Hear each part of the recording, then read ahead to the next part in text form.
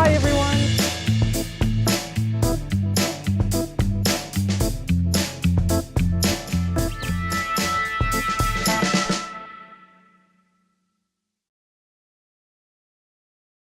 Hello and welcome to yet another wonderful day here at the online summit Connecting Soul Beings. I'm very pleased to announce Angela Counsel. Angela lives here in Sydney, Australia, and she is a stress and lifestyle expert as well as a speaker. And she runs her own magazine called Maga Women. Now, Angela and I had a wonderful conversation around what to do to actually connect to yourself, to reduce stress, and to live a life even when you run a business and have a family. Angela also focuses specifically on women going through menopause and what that means and how we can go through that with ease and grace. In the end, it is all about connecting to ourselves, which is a wonderful process to tap into. So I invite you to sit back and relax, grab yourself a cup of coffee and tea, and enjoy the conversation. Well, welcome. We are here with Angela Counsel from Sydney, Australia. And Angela is a women's transformation coach and also the founder of Maga Women's Project. Welcome, Angela. Hello, Bianca. Thanks for having me. You're very welcome. I'm so excited to have you here. Yes, I'm excited for this conversation. Yeah, Let's see where it goes. Absolutely. It's good to have a fellow Aussie. Excellent, excellent. So share a little bit about yourself and why you've actually decided to join the summit. So my original background, I was in corporate for many years, and I kind of got stressed out and decided to basically at the age of 40 to just throw in a very successful career and become a naturopath. And off I went to naturopathic college. And within the first month, I was pregnant with my first child, and everything changed. My world changed from there on in. So I went on to become a naturopath. Worked in clinic for many years. I actually had 2 children whilst I was studying, and I worked in clinic. But then I'm type A personality, so I tend to burn out. So I burnt out a few times, and in clinic, I burnt out and decided it was time for me to take a little bit of a step back and really look at what I was doing. And whilst I love the health side of things and helping people, what I realized that many people were coming to me because they just wanted a safer pill than what the doctor was giving them. And that's not what I was about. I mean, I love my herbs. I love using herbs. I love nutrients, but just prescribing a pill wasn't the solution. I wanted to educate people. I wanted to take them on a bit more of a journey. And I'm also qualified in a technique called the Lifeline technique, which is very similar to kinesiology. And that's all about connecting emotions that sit behind the physical symptoms. And so when I got into the emotions of things, I knew I couldn't just keep prescribing. So I then changed my business a little bit and became more of a coach rather than a naturopath. Still have the skills and the knowledge as a naturopath, but now I coach women. And specifically at the moment, I'm working with women who are in the mid-stage of life, around about 45 to 55, 65, who are going through their change in their hormonal changes, so menopause, peri-menopause, which is very physical for some women, but it's really emotional for most women, and they don't really understand what it's going to be like until they get there. Mm-hmm. And I'm actually on a mission to make the word menopause normal instead of making it a big secret, because no one ever really wants to talk about it. It's not till we get there and we realize it's not what we expected it to be.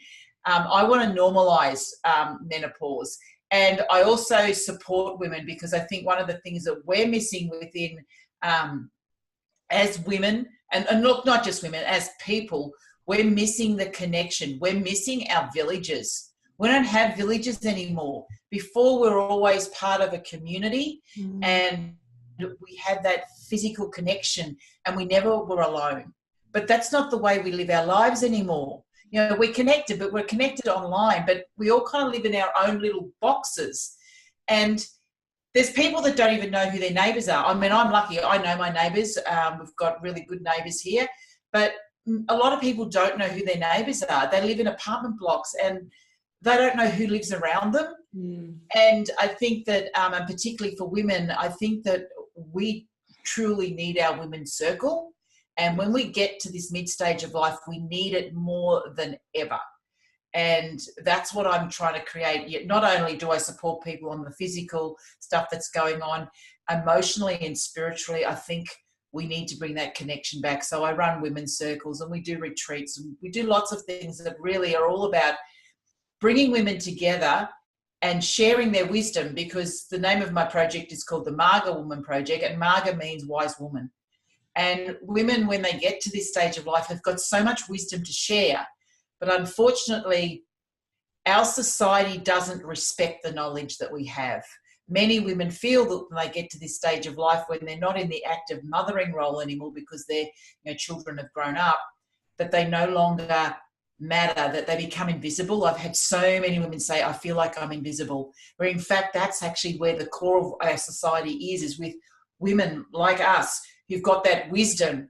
And if we want to change the world, it's women in this age group that I believe are going to change the world, because we've got so much to offer and we're just being ignored. So yeah, so why am I on this summit? It's all about connection. That's why I'm here.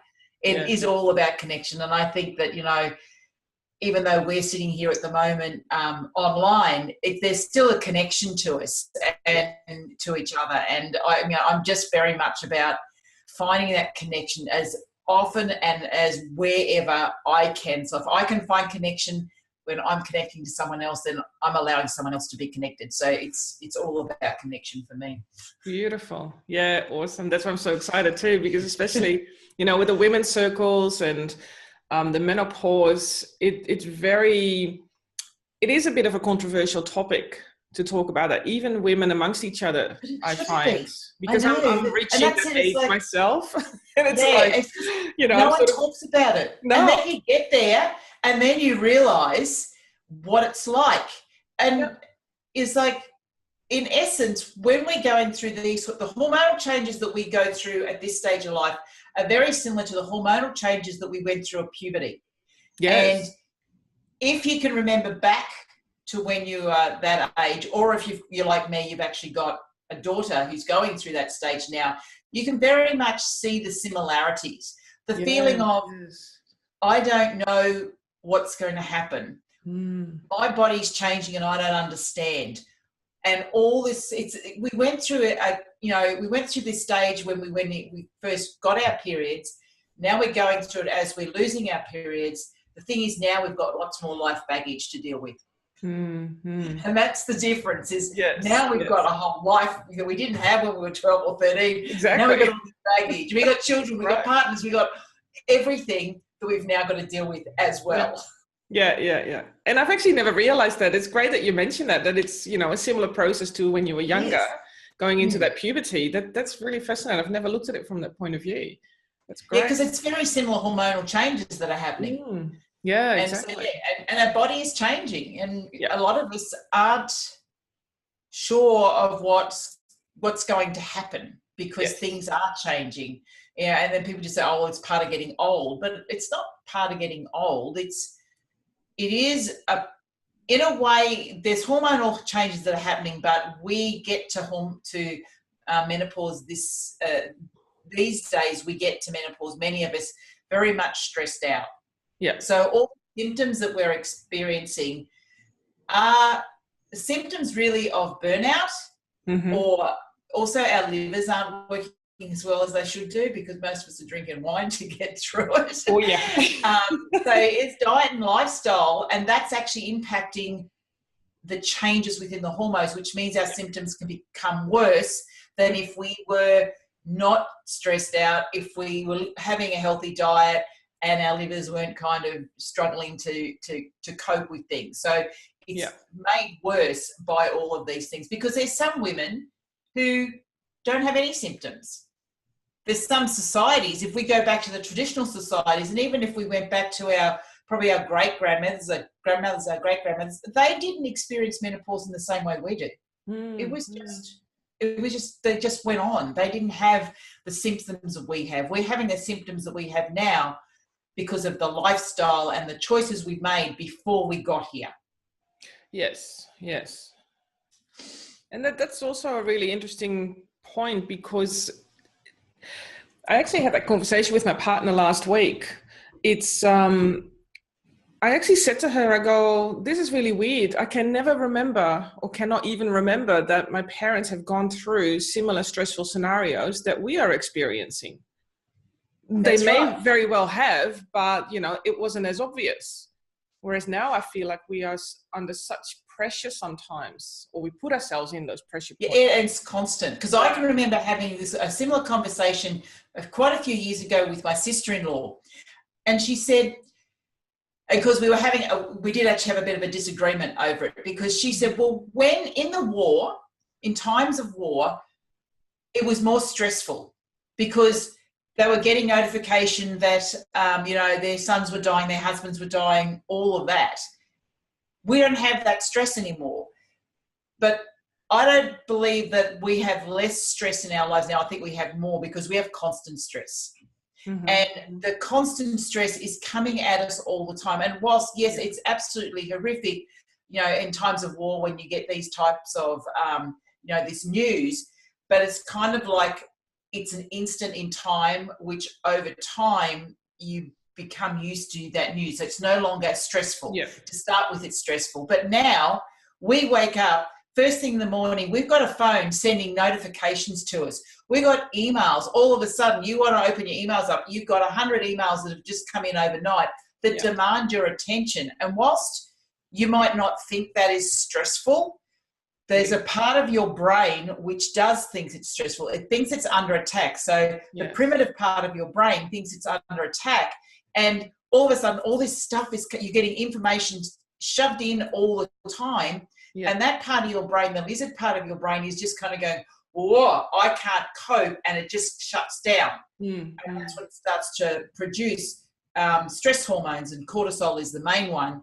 Cortisol is a long-term stress hormone, and it releases every 12 seconds for as long as that part of your brain thinks it's under stress. And that can go on for years and years and years. And for many women, they live their life basically on cortisol overload, so much cortisol running around in their body, and then it gets to a stage that when they then get to menopause, their adrenals can't cope anymore. Because as our hormones drop, our reproductive hormones drop, and our ovaries stop producing estrogen, and we stop releasing eggs, so we don't get any more progesterone, the adrenal glands are supposed to take up the production of those hormones. So rather than having a sudden drop in hormone, it should just be a gradual drop, because the adrenal glands actually takes over the production of those hormones, so we don't notice such a big shift. The problem is our adrenal glands are exhausted. So it can't produce the right type of hormones. It can't produce estrogen. It can't produce progesterone, because it's struggling to produce cortisol, which is what we need to keep alive. So cortisol keeps us alive. Estrogen and progesterone doesn't. And that's why when those hormones drop, we experience symptoms. Yeah, but it's not because of those hormones dropping. It's because the adrenal glands can't cope. And that's because we're so stressed. Yeah. By the time we get to this stage of life, because we've put everything into everyone else and not into ourselves. We've raised families, we've run business, we've worked in corporate, we've had partners, we've done all of that stuff, and we've got nothing left. Yeah, and that doesn't take into account the diet, the exercise, and all that type of stuff that we've probably ignored as well over the years. Yeah, that's right. That's right. So what can we do about that? What can we do to make it easier for us to go through that process? Well, ideally, I'd like to get every woman from about the age of 35 starting to look after herself, because really, to prepare for menopause, we need to be starting at least 10 years before we get into what we call peri-menopause. So it's around about 35, but that's probably not going to happen realistically. So realistically, the things is actually really looking at, what's stressing you. Why are you stressed? Now, there's physical things we can look at when it comes to stress, and that's looking at diet, because if our body's not getting the right nutrition, it's physically stressed. Mm-hmm. So we look at what food are we putting into our body? Are we putting nutritious food into our body? Mm-hmm. There is food and there's nutrition. So nutrition is what our body requires, And food that comes from nature is full of nutrition. The other stuff that's made in a factory is not really food. It's food-like substances and has very little nutrition in it.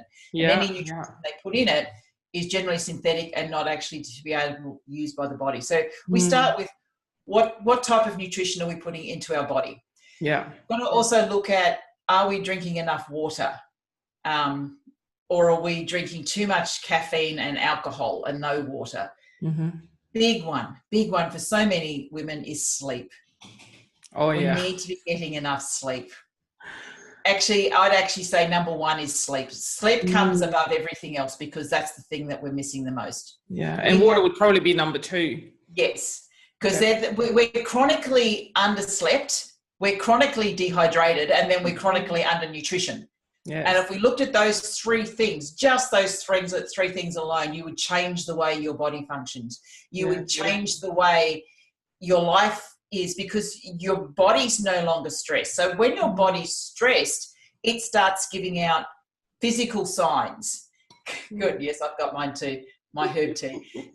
But when your body's stressed, it gives out physical signs. And that's in the, the way it speaks to you is in symptoms. So aches and pains and bloating and all that type of thing. Because the body doesn't have a voice that says, hey, you're not looking after me. What it says is, I'm tired, I'm achy. That's how it speaks to you. So we need to listen to the voice that it's got. Yes. So when we look at, sleep, water and nutrition, we deal with that. And then the next bit after that, really, a lot of that then becomes emotional. And it's about, I believe that we need to start taking responsibility for ourselves. Responsibility for where we are right now. If you don't like the life you've got right now, you need to accept that you created it in some way or form. Whether or not you physically created it or you were just there, it's the way you've reacted to it. Somehow you've manifested that in your life. I agree. People who got too much weight on, I know that I'm holding a bit of weight, but I have to accept that I put that there. Whether or not it's because I made decisions about not exercising, or I made decisions about the type of food I ate, or big one, because stress puts weight on, particularly around the waist. When you're highly stressed, it's very hard to burn fat. So, I made the decision that I wasn't going to deal with my stress, and my body paid for it. So everything that we've created, everything we have in our life, we create, whether we actually create it or we create it by our reaction to something. Yes. So by taking that responsibility and stop blaming the outside world for what's going on, when we accept, okay, well, this is where I am. Yeah. Because I'm the common denominator. So everything that goes on, if you're arguing with anybody or anything that's not right in your life, have a look and see who's always there. Yes, definitely. No matter, you are the common denominator. And the thing is, the only person that you can change is you. Yeah. You change the way you react, you change the way you behave, you change the way you think. All of that. Excellent. Yeah. And it's like, when we start taking responsibility for ourselves, then you make different decisions, you make different choices, because you can then come from a place of love rather than a place of fear. And I think many of us live in fear of not having enough, fear of not being good enough, fear of all this stuff, lack. Yeah. But then if we actually take responsibility and say, hey, look, I've actually got the power here. The power is always with you. You've got your own power. And even if it's just the power to decide how I'm going to react in this moment. Because if the world's falling apart around you, and you may not be able to change that, but you can change the way you look at that. So I think that's the big thing, is like, look after yourself physically, look after yourself emotionally, and then the spiritually is your connection to something greater than you, and where your faith lies, and whether or not that faith is within God, it's within universe, Buddha, whatever it is, whatever the source energy is, but have a faith that there is something greater than you that you probably don't understand, and that being, that source energy has actually got your back all of the time. Yeah, I agree. You know, it's like, and because when you've got someone on your, that you know, no matter what, is always on your side, it's like, okay, I really don't need to worry about this because I'm going to give it to the universe. Yeah. Universe, whatever's supposed to happen, I just need to show up as me and do what feels right for me. Yes, yes. And I think that, and that's one of the big things, you know, all of this is the stuff that I'm wanting to share with women, because I think we've lived a life very much of not being valued for who we are. We see the Me Too movement that's going on. And in a way, I mean, that's just a product of the way we grew up. I mean, and when they talk about the things that, you know, have happened, I know that when I grew up and when I was a young woman, that was just the way it was. Because I don't know whether what we didn't know any different, or that was just the way life was. And so because at some stage we lost our feminine power, and probably because we were trying to be too masculine. Yes. Yeah, I tend to agree with that. In particular, when you work in an environment that is quite masculine as well. That's right. Because we wanted to compete. We wanted to be equal to men. Yeah, exactly. And in fact, exactly. When you really look at it and we go back, because I'm very much about, I look at past cultures and what culture was like before. And somewhere, and actually it was around about the Industrial Revolution, when that occurred, there was a big shift. And there was a shift from a matriarchal society to a patriarchal society, because that's when men took over, men built factories, men sent everybody to work, men said, okay, from the hours of 9 to 5, I'm going to own you and I'll pay you a wage for it. And everything changed. Schooling changed. Everything changed when we went into the Industrial Revolution. And it was a real shift from women to men, because traditionally, if we look at it and we go back, the men weren't in charge. Women were in charge. The men were sent out to do the hunting and to fight and all of that. But the women ran the village. Yes, exactly. That's right. But there was a shift at some stage, and whether or not it was men didn't like, I don't know what happened, why there was a shift, but there was a shift at some stage when we moved from the cavemen, from being hunter-gatherers, into a more industrial agricultural society. And that's when it became more important to be strong, at which the men were, you know, because they were out there on the farms, they were in the factories, all of that. So that's when that shift happened. But if we go and look at some of the more traditional cultures that are around, even still today, the women are the ones, they're not in charge, but they're the leaders. The women are the leaders. They're very much respected for who they are. I've just come back from South America and went into one of the villages. They have floating villages on Lake Titicaca, and like the entire village is made up of reeds that floats. You go on there and met all the locals that were living on this particular island. Yeah. And they turned around and they pointed to this woman and said, "That's the boss mama." Yeah. She's in charge. And she actually wasn't even the grandmother. She was the daughter. So there was the grandmother, the daughter, and then the granddaughter. So she was the daughter. So in the middle of the levels, but she was the boss. And they said, because she's the one, they feed them. Women feed them. You know, they keep everything together. And I think that's what we've lost. As women, we've lost it. Yeah, I think so too. Yeah. Because we spend so much time trying to compete with men, and we don't need to compete with men. No, not at all. But we're competing with ourselves too, not just the man. That's right. But we're competing with the masculine side of ourselves. Yeah, exactly.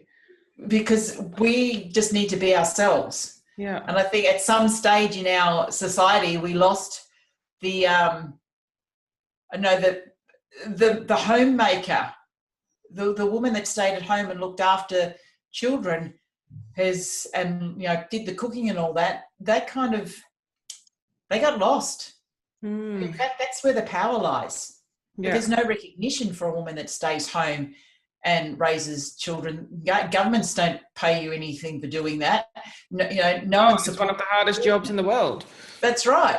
And yet women were doing that as well as going out and earning a living. Yes. So 2 full-time jobs Yeah. and still not getting the recognition for it because it was just accepted. Well, you're the mother, you're going to raise children. Mm-hmm. Yeah. And so that's where I think I actually don't know where this where this conversation started, but It doesn't matter. It's all good, all in good timing, isn't it? I think it started with, I don't know, drinking more water, but I don't know how we got around it. But I think that's, stressed. That was what we were talking about. oh, that's right. Are we more stressed? Yes, we're definitely more stressed. We're trying to do 2 full-time jobs, raise a family, be part of a, I mean, we're doing more than 2. And have animals in the family. Yeah, we're doing everything. Yes, definitely. In your little introduction, I picked up on that you were talking about that you are a type A personality. Yes. What does that mean? I think I know what it means, but I'm just really curious. Yeah, so that comes from, I think it's the disc profiling. Very high achiever, just have to keep working really, really hard. I spent many years working in my masculine energy. Yeah. Completely denying my feminine energy. So it was just like, I've got to strive and I've just got to keep working. I've got to keep working. I've got to keep working. And I don't have time to stop. Mm-hmm. And everything, I was a perfectionist. I'm not anymore, but I was, because that's how I thought. I mean, that's how I was raised. Is like, you go to school, you get good marks, you go to university, you get good marks, you work hard, you make money, and that's what life's about. Yeah. And that's how I was brought up. That's what I believe life to be. And so I just continue to work harder and till I couldn't go anymore. But then I just beat myself up, and then just basically sometimes I'd take a rest, but not for very long. And then I was back in and working really hard again, because that's the only way you can be successful. That's what we were taught. You can only be successful through working hard. Yes. There's actually other ways, and also looking at what is success. And I had to have to sit back and go, well, what is success for me? And is it having, a bank account that's got so much money in it? Well, the answer is probably no. Success for me is to be able to, if I want to walk down the road to the beach and sit on the beach for half an hour, that I can do that because I've got choice. Success for me is freedom. It's flexibility. Yeah. It's to be able to, and I'm lucky. I can do that. I can walk. You can't see it behind me, but the ocean is right behind me. It's like I go and stand out there. I can see the ocean, and it's that close. I can just go down there, and every morning, if I want to, I can go sit on a beach. Yeah. I can go sit in my backyard, and I've got a swimming pool. It's like, and I've got a bush right behind me. So I've got a bush behind me, and I've got the ocean in front of me. What more could you want? Both worlds, eh? It is. It's like, what more could you want? And when it comes to success, I'm successful because I've got that. Mm-hmm. And there's people that don't have that. And I think that we spend a lot of time chasing the dollar. But when I was chasing the dollar, there was a time when I was being paid a lot of money every day just for turning up. When I was a consultant, and if this is like 15 years ago, I was paid $1,000 a day to turn up. Mm-hmm. Before I did anything, that's how much I was paid. I was very successful. To me, even now, $1,000 a day is pretty good. In those days, it was even better. Yes. I was stressed out. I was burnt out. I hated my life. I thought that I was, even though people were paying me a lot of money, I felt like I just wasn't good enough, and that they were going to find out what a fraud I was because I didn't know what they were paying me for. All this stuff just used to go on all the time. I had a miscarriage whilst I was doing that. So when I realised that I had to change it. When I had the miscarriage, I went, this isn't working because my body's actually not healthy. Yeah. I moved out of corporate and decided to study to become a naturopath. Yeah, so I've always had a belief, and I don't know where the belief come from, but I knew that the body knew how to heal itself if I gave it the time and the space to do so. And I was never, ever going to happen whilst I continued to work in the type of jobs I was working in, which was very, very, I was working in finance, I was working in telecommunications and IT. So I was an IT project manager, delivering finance and telecommunications projects. It's like, how more masculine can you get? I was leading 10, 40 people. It's like a multi-million-dollar projects. It's like, how to hook up a telephone thing. I don't know. We're doing some infrastructure stuff, which I didn't even understand because it's all engineering, but I was managing the project and I didn't even understand it, but didn't have to because I knew my work. But Yeah. It's like, yeah, something had to change. And for some reason, naturopathy just it just felt like the right thing. It felt like getting back to understanding. I wanted to learn more about how the body worked. Yeah. So I didn't want to do medicine. So naturopathy gave me that, allowed me to learn how the body worked. Mm-hmm. And then the bonus was I learned the magic of herbs and how plants work so well with our body. Yeah. That, and it really made me realize how much we are nature. We're just part of nature, but we're trying to disconnect ourselves so much from nature. But nature's where the answer is, and we need to get back into nature. And whether or not it's through eating food that nature gives us, using the plants and the herbs and the medicines that nature gives us, or just going and sitting outside and putting your feet on the ground and becoming part of nature. Beautiful. And connecting to nature. Yeah. So what I don't like about winter, it's because I spend too much time in shoes. Yeah. I don't go outside, but every so often, even though it's freezing cold, I take my shoes and socks off and I walk outside and put my feet on the grass because I need to ground. Yeah. Exactly. Just need to touch the ground. Exactly. And it just makes so much difference. It's like the energy just comes up. Even though, I've got trees all around me, but sometimes my feet just need to touch the ground. Absolutely. Yeah. I saw this beautiful video. I think it was on YouTube, and it was all around grounding and what the earth actually gives us. It actually gives us a lot of nutrition in, electromagnetic waves and things like that as well. And it's just a fascinating concept that it is so important for us to walk bare feet, because that's what our body was made to do. Yeah. and if you can use, walk but it's bare feet doesn't near the ocean, even better. Yeah. Because of the ions within the air. When we sit inside underneath lights, we get positive ion energy. Yeah. But when we go out into nature, we get negative ion energy. And if there's water around, it actually amplifies it. So if you can get into nature with water, because you even notice it when you walk to the beach, you can feel the difference. Absolutely. You can feel the water in the air. Yes. And the body just wants that. That's what we want. We're made of 70% water, and our brains are 90%. And it energizes us so. Yes, we just want the water, and you can just notice. Even if you go into the bush and you know where there's a creek not too far away, because you can feel the energy that's coming to you. Yeah. So I love being around water. We've got a property up in Queensland, and it's got 2 dams on it, and it's got a creek. And unfortunately, I was up there a couple of weeks ago, and the creek was dry, but the dams were full. And it's like, and one of the reasons why I bought this property is because it had the creek in it and it had the dams. Yeah.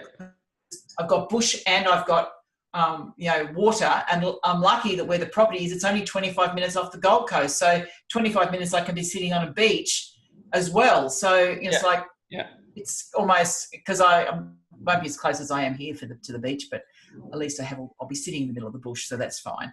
Yeah, lovely. And it all really lifts up our spirits, and it gives us the energy that we need. And that's a beautiful way to also nurture yourself, and also a beautiful way to connect to yourself as well. Totally. So totally. That you can cope with whatever you experience. Yeah. Because unfortunately, we're getting rid of too much nature. I don't know why we're doing it. We're just getting, I'm lucky where we live, because on the northern beaches, we've still got lots and lots of, bushland around. I'm really, really lucky. But there's so many places, I know in Sydney, that they're just ripping it all out and putting up big apartment complexes. And I just think that once again, it's like we're changing the way in which we live. By getting rid of nature, we need nature, we need connection to nature, but by taking all of that out and putting, I know we need housing, but there's got to be different. There's got to be another way of doing it. Yeah, I think I agree. Making decisions, we'd actually have different decisions being made. I hope that we'd have different decisions, but because the decisions that have been made now are not, they're not. No. They're not helping us as humans, and that's why we're now getting into conflict, and we're seeing, we see so much anger going around. We're getting rid of all of the nature that's around us, but as we get rid of nature, we're seeing that change that's happening where people are getting angry all of the time. They pull up at a set of lights, and then we have road rage going on, all this stuff. Everyone's angry.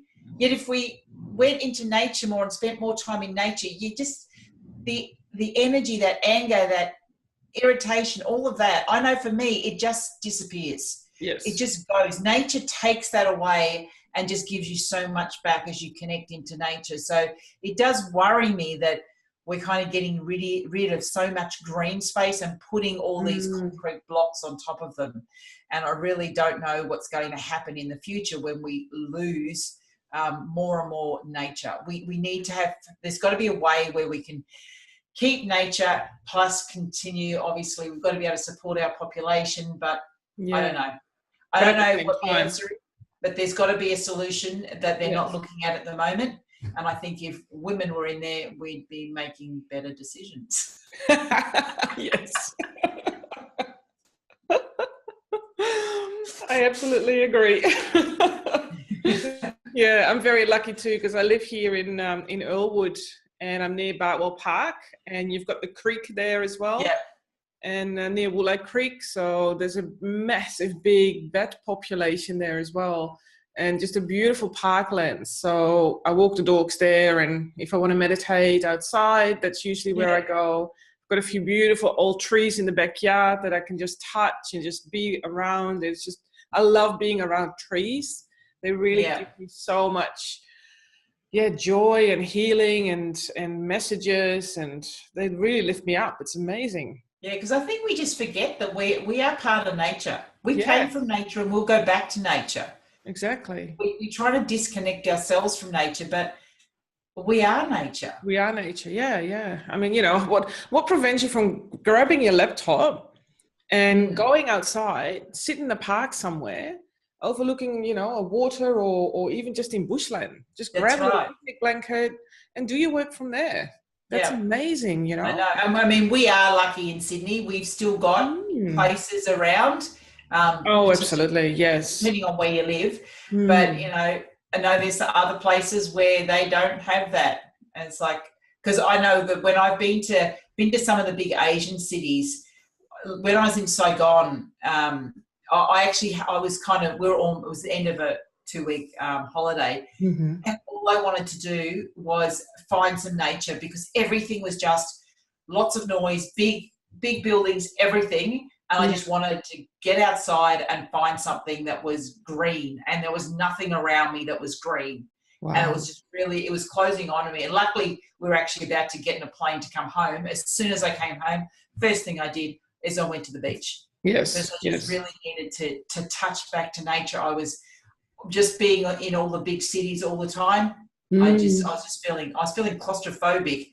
Yeah. And I didn't want to go out because it was just noise and bikes and everybody beeping at me and big buildings, and it's like and that's how people live, but I don't think that's living. To me, that's not living. I'm so grateful for being able to have the choices that I've got of where I live, and I can go wherever and find. I don't have to go far to go. I mean, I got planes right here, but straight outside the door there's a massive great big tree. Exactly. Yeah, wonderful. Well, I hope a lot of other people have that exposure as well to nature, even if you work for a company and you have your lunchtime or your breaks, that you're able to go outside and just take that time, even if it is for 5 minutes. Just take that time for yourself, because it is so important to have those breaks and just be outside and sniff the fresh air. And oh goodness, it does so much for your whole state of being. That's right. And it increases your productivity as well. And I've always said to my clients, no matter what, take 30 minutes away from your desk outside every day for lunch. Yeah. Just go outside, because you've got to get out of the fluorescent lights to start with, because it's actually really stuffing your energy up, and just to get away from work, because once I've done it, and I've had times whereby, people just come to you all the time, and they don't use their own brains, they use yours. I've had people come to me when I've been sitting on the toilet and passing things under the door saying, really? It's like, when I used to work in the bank, it's like, I need your signature. It's like you couldn't wait 5 minutes? Exactly. It's like, oh really? My goodness. I've worked in corporate finance, but that has never happened to me. Oh, no. I've got a customer. It won't wait any longer. You've got to sign this. I'm like, really? Oh, wow. I have no words for that. that's what it was like. It's like you were on all of the time. Yeah. And that was before we had mobile phones and everything. It's like, but you had to be on all the time, and people were expecting you to be on all the time. And, you know, working in the bank, you know, particularly when I was in a branch, like customers, they just expected that you had to answer their questions. You had to do what they wanted right there, and you had to be on all the time. Yeah. And it was just, and it was, you know, because I was a branch manager, it was really hard to even just get that break. Yeah. Because as soon as you walked out of the main branch, people were looking for you, and you're just like, oh, hang on, someone else can actually do that. I've actually, you know, other people have got authority to do that. You don't need me. Yeah. Yeah. But then also that was part of my being an A personality that said, you know, well, you kind of do need me. And that was where I was at the time. It's like the bank doesn't survive if I don't turn up to work, because I thought that everything revolved around me being there. Yeah, that's right. Angela fever. I know that feeling. Had 2 months off work, and I found out, guess what? The bank didn't close its doors if I didn't go to work for 2 months. It continued to function. Yes. It's a bit of a wake-up call when I thought they needed me every time. Oh, those are wonderful experiences. It is. So what is one thing that you could perhaps leave the audience with that they can practice or implement or take on board? Well, the big thing that I think makes really big difference, and you probably know this, it's journaling. You know, the art of journaling, because many women are so in their heads, and they have so much stuff going on in their heads. And when you've got that much stuff going on in your head, it means that you actually don't have the space to create something different. Because you just keep going on and on and on. So journaling and getting everything out of your head, you know, my journal's it's sitting here, and you're sitting down in the morning if you've got time. And it doesn't have to, I mean, if you read the Julia Cameron's book, she says I love that one, The Artist's Way. Yeah, The Artist's Way, that you do it very first thing in the morning. I don't do it very first thing in the morning, mainly because generally I've got to get the kids to school and stuff like that. But I do take the time, and I just sit down and I write whatever's in my head. And when I do that, I find that then when it gets a little bit more peaceful up here, I can shift from my head to my heart. Beautiful. Because the answers always come from your heart. Yeah. But we're trying to work it out here. When we're working it out here, we'll never get the right answer, because truly the answer that you're seeking, you already have. Yeah. But it's in your heart. But you won't hear it because this is talking too loud. So journaling will help quieten this down. And because I find that when this is really busy, I can't meditate either. So I need to journal so that I can meditate. But once I've journaled and I've got a lot of stuff out, then it's easier for me to meditate. So I journal it. And the other thing, you know, I have this journal, and I've got another one that I write down, which is my evidence journal. And what that is and I do that at night time, but basically I write down all the evidence that I've seen during the day that the universe is working on my behalf. So it might be, I went to the shopping centre and I got a car park close to the door. The universe is working on my behalf then. I might get some money comes into my bank account, or I sell a program. Universe is working on my behalf. Anything. The kids got through the day without actually fighting and killing each other. Wow, the universe is working on my behalf right now. So starting to notice when the universe is working on your behalf, because it's doing it all the time, but we think we're on our own. So just writing that, and because that can also become great gratitude, because then you become grateful for what the universe does give you. And it's amazing when you start to become aware of what's going on. It's a nice shiny day today and I want to go for a walk. Wow, the universe gave me the sunshine rather than a rainy day. So just becoming aware of what's going on. And I found that to be unbelievable, because when I started noticing what the universe was doing for me, I realized that actually the universe is always working on my behalf. And I don't have to worry, because the universe will actually do what it needs to do. Whatever you want, the universe will give you. And it's not always the way you want it or the way you expect it, but the universe will deliver it. And you just have to start waking up to what it is already delivering you. It's already giving you stuff right now. Mm-hmm. You know, so I use that's what an evidence journal is. And if you read the latest Pam Grout book, which is called it's basically I can't remember. It's Thank and Grow Rich, I think it's called. Yeah, so Thank and Grow Rich. It's based off of Think and Grow Rich. So it's Thank and Grow Rich. Pam Grout did E squared and E cubed, but this one's their latest book, and it's very much about this type of stuff, really noticing what the universe is giving you.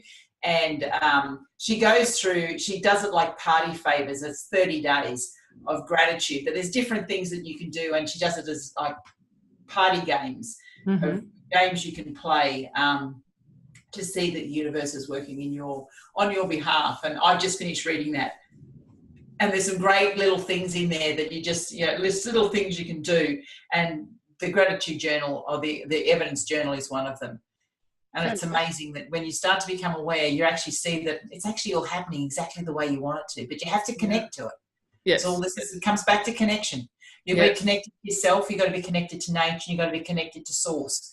Yes. And when you've got that connection going, there's nothing else you need. That's all we need in our life, is actually to be connected on all levels. That's right. But what we're missing mostly is connection. Yeah. And hence we are here. That's right. Because it is all about connection. Beautiful. Awesome. Well, thank you so much. That's been fantastic. Very, very wise words. It was wonderful. I have learned a few new things today, which is fantastic. I love it. Good. Right. Yeah, you've got a beautiful energy, and I'm sure you're going to be helping so many women. You're doing amazing work. So I'm very grateful. Thanks for having me. It's been fantastic. All right. Thank you. Bye.